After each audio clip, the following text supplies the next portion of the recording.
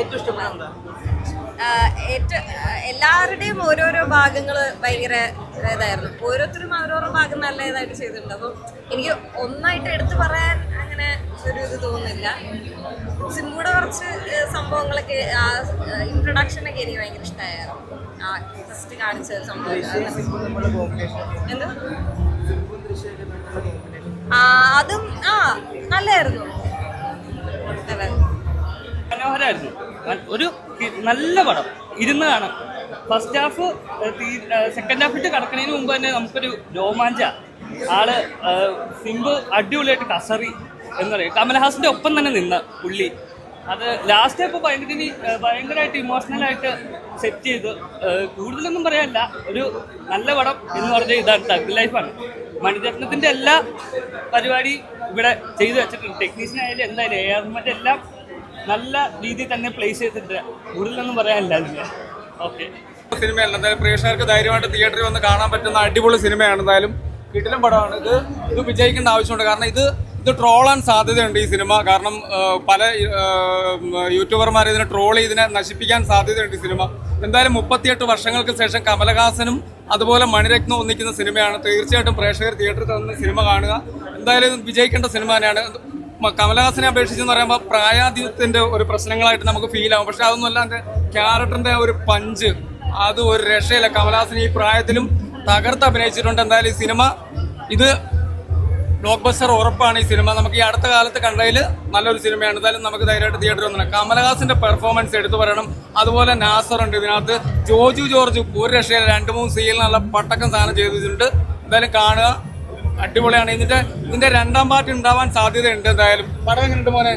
പടം സൂപ്പറാണോ? അടിപൊളിയാണോ? സൂപ്പർ പടം അല്ലേ? അതെ, ചേട്ടന്മാരെന്ന് പറഞ്ഞ പടം എങ്ങനെയുണ്ട്? അടിപൊളിയാണോ? സൂപ്പർ പടമാണ്. എന്തായാലും തിയേറ്ററിൽ ധൈര്യമായിട്ട് കാണാം. അടിപൊളി സിനിമയാണ്. കമലഹാസന്റെ പെർഫോമൻസ് ഒരു രക്ഷയില്ല. ഈ പ്രായത്തിലും കിടിലൻ സാധനം ചെയ്തിട്ടുണ്ട്. സീൻസ് എല്ലാം ഗംഭീരത്തിന്റെ ടെക്നിക്കലി ടു ഗുഡ്, ബ്രില്യൻ്റ് ആണ്. പിന്നെ ആക്ടിങ് പെർഫോമൻസ് ഫസ്റ്റ് ഹാഫ് ചെറിയ രീതിയിൽ ലാഗുണ്ട്. എന്നാലും അത് ആസ്വാദനത്തിനെ ബാധിക്കൊന്നുമില്ല. ഓവറോൾ ഒരു ഡീസൻറ്റ് വാച്ചാണ്. പിന്നെ എനിക്ക് തോന്നുന്ന ധ്യാൻ ശ്രീനിവാസിന്റെ തഗ്നേറ്റ് നെക്സ്റ്റ് ഈ വീക്ക് തന്നെ മീറ്റ് ചെയ്യുമ്പോൾ തഗ്ഗും ഈ തഗ്ഗും തമ്മിൽ ഒരു കോൺഫ്ലിക്റ്റ് വരുമെന്നാണ് ബോക്സ് ഓഫീസ്. ഓവറോൾ ഒരു ഡീസൻറ്റ് വാച്ചാണ്. ഡയറക്ഷൻ നല്ലതാണ്, സ്റ്റോറി നല്ലതാണ്. മലയാളത്തിൽ ഒരുപാട് ആർട്ടിസ്റ്റുകളുണ്ട്, അവരെല്ലാം അങ്ങനെ പെർഫോം ചെയ്യുന്നില്ല. ജോജോട്ടൻ കുറച്ച് 10 വർഷം അങ്ങനെ അഭിനയിച്ചിട്ടില്ല. ഒരുപാട് മലയാളത്തിൽ ആർട്ടിസ്റ്റുണ്ട്, എല്ലാം കൊണ്ട് നല്ലൊരു മൂവിയാണ്. പിന്നെ തമിഴ് അറിയാത്തവർക്കൊരു ലാഗേ തോന്നും. തമിഴ് അറിയാത്തവർ സബ്ടൈറ്റിലൂടെ കാണണം. എനിക്ക് ഇഷ്ടപ്പെട്ടു. നല്ല മൂവി. കുറെ പേർക്ക് ചിലപ്പോൾ ഇഷ്ടപ്പെടുകയായിരിക്കും, പക്ഷെ എനിക്ക് ഇഷ്ടപ്പെട്ടു. അടിപൊളി പടം. പതിവ് ഒരു മണിരത്നം സിനിമയുടെ ആ ഒരു പാറ്റേൺ തന്നെയായിരുന്നു. പതിവായിട്ട് മണിരത്നം അതാണ് ചക്കച്ചിവന്തമാനം പോലെയാണ്. പക്ഷേ ഫ്രെയിമൊക്കെ അടിപൊളിയാ. പിന്നെ ബോറടിക്കൂല, പണ്ട് ഇങ്ങനെ ഇരിക്കാം. സിംബുവിന്റെ അടിപൊളിയാ. ദൃശ്യം അഭിനയം അടിപൊളിയാണ്. എല്ലാവരുടെ അഭിനയം നന്നായിട്ട്. ബാക്ക്ഗ്രൗണ്ട് സ്കോർ അടിപൊളിയാ. മറ്റേ ഇന്ത്യൻ 2-ന്റെ ബാക്ക്ഗ്രൗണ്ട് സ്കോറിനേക്കാൾ അടിപൊളിയാ. ഇത് കുറച്ച് നല്ല കേട്ടിരിക്കാൻ നല്ല അടിപൊളിയാണ്. നല്ല പഞ്ചുണ്ടായിരുന്നു, നല്ല ഒരു ഫീലിൻ്റെ. എല്ലാവിധ പ്രേക്ഷകർക്കും ഇഷ്ടപ്പെടുന്ന രീതിയിലുള്ള മൂവിയാണോ? അധികം വയലൻസ് ഇല്ല, എന്നാലും നല്ലൊരു ആക്ഷൻ കഥയുണ്ട്. ഫാമിലിയായിട്ട് കണ്ടിരിക്കാം. നല്ല കഥയുണ്ട്, നല്ല മനസ്സിലാകത്തൊന്നുമില്ല. നല്ല കഥ, അടിപൊളി പടം.